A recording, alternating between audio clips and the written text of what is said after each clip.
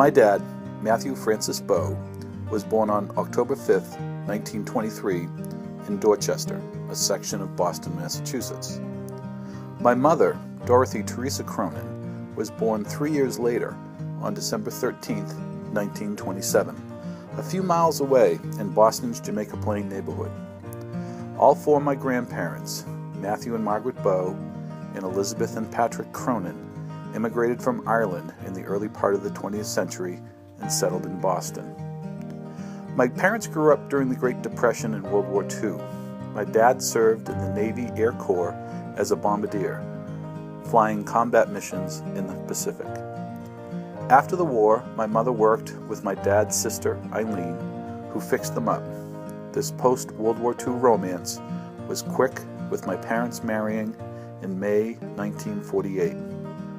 My mother was 19 at the time, and for the first 10 years of their marriage, my parents rented part of a three-family house that my grandfather Cronin first owned and then sold to one of his sons, my Uncle John. There, my brothers Richie and Tommy and my sister Mary were born, growing up with my cousins Jack and Rita.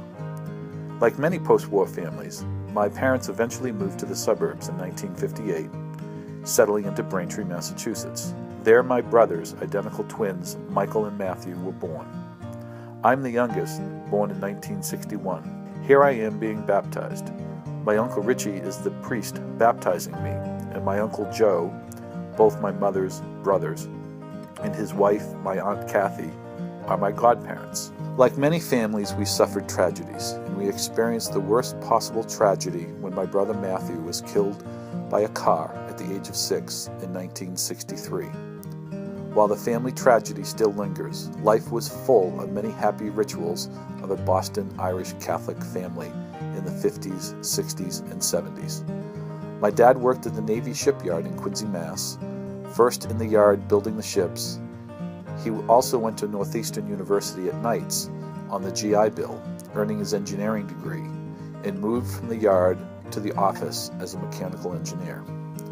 Our lives were busy with sports, school, and family events. My mother was very active in the community groups, as my parents accumulated scores of friends from far and wide.